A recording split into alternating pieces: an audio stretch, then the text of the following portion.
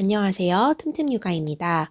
유모차에서 내려달라고 악을 쓰는 아이, 가지 말라는 곳으로 계속 달려가는 아이, 손님을 초대하고도 아이의 요구에 응답하느라 계속해서 자리를 뜨는 부모의 모습은 우리에게 익숙하고 또 우리가 당연하게 받아들이는 모습이죠. 하지만 프랑스에서는 이런 모습을 찾아보기가 어렵습니다. 프랑스 가정에 가보아도 아이가 부모에게 울며 떼를 쓰거나 불평하는 모습은 찾아보기가 힘듭니다. 어린이들을 동반한 어른들이 차분히 커피를 마시면서 대화를 나누는 모습, 식당에서 음식이 나올 때까지 보채지 않고 차분히 기다리는 어린이들의 모습은 프랑스에서는 흔히 볼 수 있는 광경입니다. 이런 차이를 만들어내는 것은 다름 아닌 프랑스 부모들의 자녀 교육에 대한 사고방식과 이를 토대로 한 자녀 교육 방식에 있었습니다.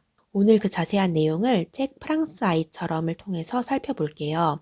먼저 여러분의 이해를 돕기 위해 이 책이 쓰여진 배경에 대해서 간단하게 설명하고 넘어가겠습니다. 저자인 파멜라 드러컴에는 미국인이며 전 월스트리트 저널의 기자인데요. 결혼을 하게 되면서 프랑스로 가 출산과 육아를 시작하게 되었습니다. 그런데 그곳에서 그녀는 아주 낯선 육아 풍경을 보게 됩니다. 레스토랑에 얌전히 앉아 코스 요리를 먹는 아이들, 밤잠을 너무너무 잘 자는 아가들, 쇼핑센터에서 떼쓰지 않는 아이들 등등 미국에서 보던 육아 풍경과는 대조되는 모습에 궁금증을 갖게 된 그녀는 본격적으로 프랑스인의 육아에 대한 취재를 시작하였고 그 결과를 담은 책이 바로 프랑스 아이처럼이라는 책입니다. 자, 그럼 이제 본론으로 들어가 볼게요. 프랑스 부모들은 기다릴 줄 아는 아이로 자녀를 키워야 한다는 사고가 굉장히 확고합니다.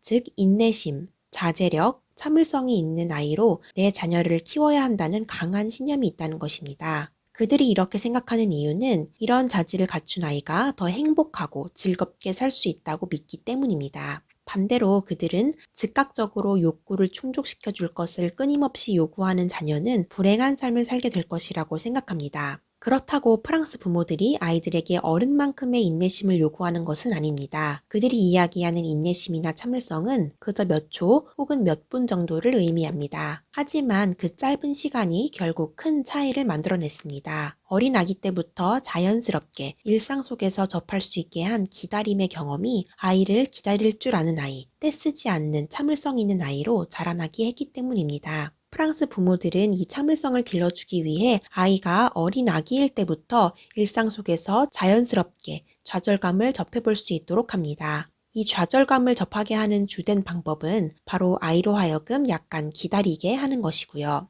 아이가 원하는 요구를 항상 즉각 들어주지는 않는 것이죠. 프랑스 부모들은 아이들에게 이런 좌절감을 안겨주는 것이 아이에게 해가 될 수 있다고 생각하지 않습니다. 오히려 좌절감에 대응하지 못하게 되는 것이 더 해롭다고 생각하기 때문이에요. 또 프랑스 부모들은 참을성의 많고 적음이 타고난 기질의 문제라고 생각하지 않습니다. 그들은 미국의 부모들이 이런 중요한 능력을 자유방임적 태도로 접근하는 것에 깜짝 놀란다고 합니다. 프랑스 부모들은 이 참을성을 부모가 반드시 가르쳐야 하는 기술이라고 생각합니다. 때문에 이 기술을 아이에게 가르치지 않는 부모는 제 책임을 다하지 않는 태만한 부모라고 여깁니다. 자, 이렇게 프랑스 부모들의 사고방식을 알아보았으니 이제 구체적으로 이들이 어떻게 이것을 양육 방법에 녹여내고 있는지 알아볼까요? 아이가 소란을 피울 때 프랑스 부모들은 조용히 해, 그만해 라는 말보다 기다려 라는 말을 자주 사용합니다. 매우 엄격하고 날카로운 어조로 말이에요. 아이의 기다림은 그들에게 양육의 일부이며 자연스러운 것입니다. 예를 들어 엄마가 친구와 대화를 하고 있는데 아이가 끼어들면 2분만 기다려줄래? 엄마가 대화 중이잖니? 라고 예의를 갖추면서도 아주 단호하게 이야기합니다. 요리를 하고 있는데 아이가 음식을 집어달라고 하면 지금은 해줄 수 없어 라고 말하고 이유를 설명해 주는 것만으로도 충분하다고 이야기합니다. 조르거나 보챈다고 원하는 것을 바로 가질 수 없다는 걸 당연하게 여기도록 가르치는 것이죠. 또 세상은 아이를 중심으로 돌아가는 곳이 아니며 모두를 위한 시간과 공간이 있다는 것을 알려줍니다. 또한 프랑스 부모들은 착하게 행동해 라는 말 대신 현명해라 라는 말을 자주 사용합니다. 착하게 행동하라는 말에는 아이의 본성과 반대로 행하라는 숨은 뜻이 있지만 현명해라 라는 말에는 아이에게 이미 올바른 판단력이 있으니 그것을 발휘하고 다른 사람을 존중하라는 뜻이 담겨 있죠. 또한 프랑스 부모는 아이에게 안 돼 라는 말을 하는 것도 필요하다고 봅니다. 어린 아이는 끝없는 욕구와 욕망을 갖고 있는데 그것을 조절하게 도와주는 것이 바로 부모의 역할이라고 생각합니다. 때로는 아이가 부모의 안 돼 라는 말에 좌절도 하고 실망도 할 수 있습니다. 하지만 이렇게 강하게 나가도 된다고 생각합니다. 왜냐하면 그들은 자신들의 아이들이 이 정도는 감당할 만큼의 정신력이 된다고 생각하기 때문입니다. 상황을 예로 들면 쇼핑 중에 갑자기 장난감을 사달라고 아이가 조르면 그것은 오늘의 계획이 아니라고 설명하고 아이의 관심을 다른 방향으로 돌려 이 상황을 넘깁니다. 그리고 이 과정에서 아이와 눈을 맞추거나 안아주는 등의 친근한 상호작용을 해주되 차분하고 단호한 말투로 그것을 당장 가질 수는 없다는 것을 분명하게 가르칩니다. 때로는 안 돼 라고 말했을 때 아이가 불같이 화를 낼 수도 있습니다. 하지만 아이가 화를 냈다고 해서 내가 나쁜 양육을 했구나 라고 오해해서는 안 됩니다. 왜냐하면 부모가 아이의 탐욕이나 무조건적인 요구에 관대해진다면 그 아이는 스스로를 막아낼 수 없는 사람이 되고 이것은 향후 아이의 인생에 훨씬 더 큰 문제를 일으킬 수 있기 때문입니다. 프랑스 부모들은 그럼 언제부터 인내심을 가르칠까요?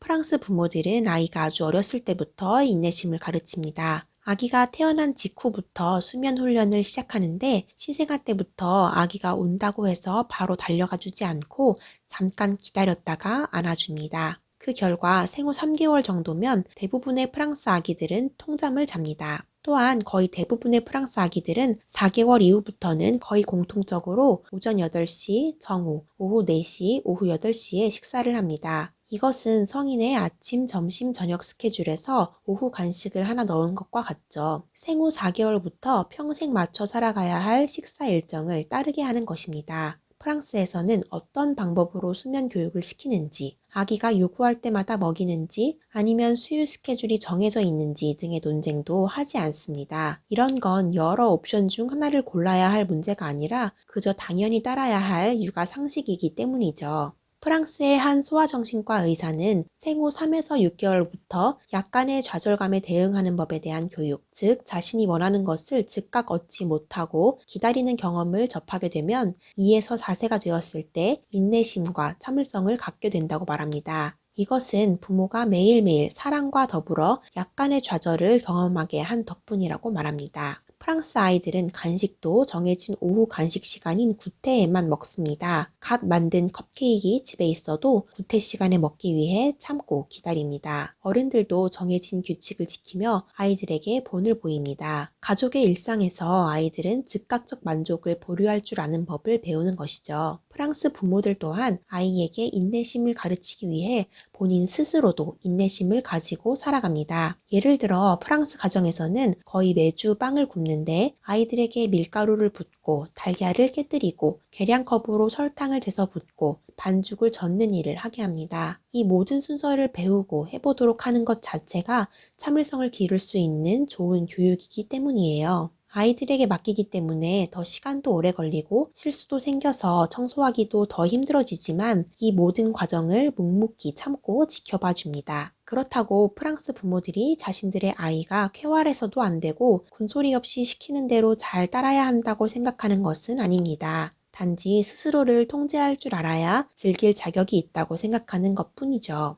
또한 프랑스 부모들은 기다릴 줄 아는 아이가 있으면 가족 전체의 삶도 더욱 즐거워진다고 믿습니다. 더 나아가 자제력을 발휘하며 차분히 놀 줄 알면 아이도 더 즐겁게 놀 수 있다고 믿습니다. 연극을 보거나 요리 강좌에 참석하거나 음악을 감상하거나 미술 활동을 할 때 그 경험들을 완전히 흡수하려면 인내심이 필요하기 때문이죠. 프랑스 부모들에게 아이의 기다림은 여러 가지 교육 방법론 중 하나가 아니라 자녀 교육의 매우 중요한 기본 토대였다는 것을 알 수 있었습니다. 프랑스 아이들이 심하게 떼쓰거나 스스로를 통제하지 못하는 모습을 보이지 않는 것 또한 아기였을 때부터 기다림의 경험을 통해 스스로 좌절감에 대처하는 방법을 배웠기 때문이라는 것도 알 수 있었어요. 떼쓰는 아이, 화내는 아이, 보채는 아이, 어디서부터 어떻게 접근해서 버릇을 고쳐주고 훈육을 해야 할지 머리가 복잡하셨던 분들께, 그리고 앞으로 어떻게 아이를 키우면 좋을지 고민하셨던 분들께 이 책의 내용이 도움이 되었기를 바랍니다. 오늘도 행복한 육아하세요.